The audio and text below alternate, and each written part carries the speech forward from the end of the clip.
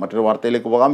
G തട്ടിപ്പ് കേസിൽ കീഴടങ്ങിയ പ്രതികളെ റിമാൻഡ് ചെയ്തു. ഇതിൻ്റെ വിവരങ്ങളും വിശദാംശങ്ങളുമായി ഞങ്ങളുടെ പ്രതിനിധി സന്തോഷ് ചേരുകയാണ്. സന്തോഷ്,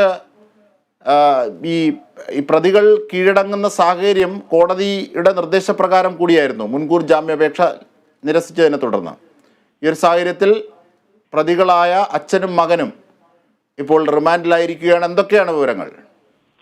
അജിംഷാദ് 11:45 ഈ രണ്ട് പ്രതികളെയും, ഈ കേസിലെ 1ഉം 2ഉം പ്രതികളായ ഗോപാലകൃഷ്ണൻ നായരും മകൻ ഗോവിന്ദ് ജി നായരും പോലീസ് പത്തനംതിട്ട കോടതിയിൽ എത്തിച്ചു. തുടർന്ന് കോടതി ഇവരെ കേസ് പരിഗണിക്കുകയും ഇവരെ മാർച്ച് 7-ാം തീയതി വരെ റിമാൻഡ് ചെയ്യുകയും ആണ് ഇപ്പോൾ ചെയ്തിരിക്കുന്നത്.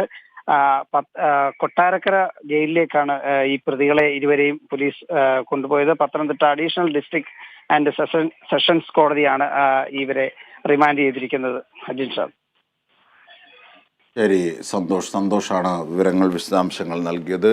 ജി തട്ടിപ്പ് കേസിൽ പ്രതികളായ ഗോപാലകൃഷ്ണൻ നായരെയും മകൻ ഗോവിന്ദനെയും ഇപ്പോൾ കീഴടങ്ങിയ ഇരുവരെയും ഇപ്പോൾ കോടതി റിമാൻഡ് ചെയ്തിരിക്കുകയാണ്. Pathanamthitta additional district and sessions കോടതിയാണ് മാർച്ച് 7 വരെ റിമാൻഡ് ചെയ്തത്. ഇതിൻ്റെ വിവരങ്ങളാണ് സന്തോഷ് പത്തനംതിട്ടയിൽ നിന്നും ഞങ്ങളുടെ പ്രതിനിധി നൽകിയത്.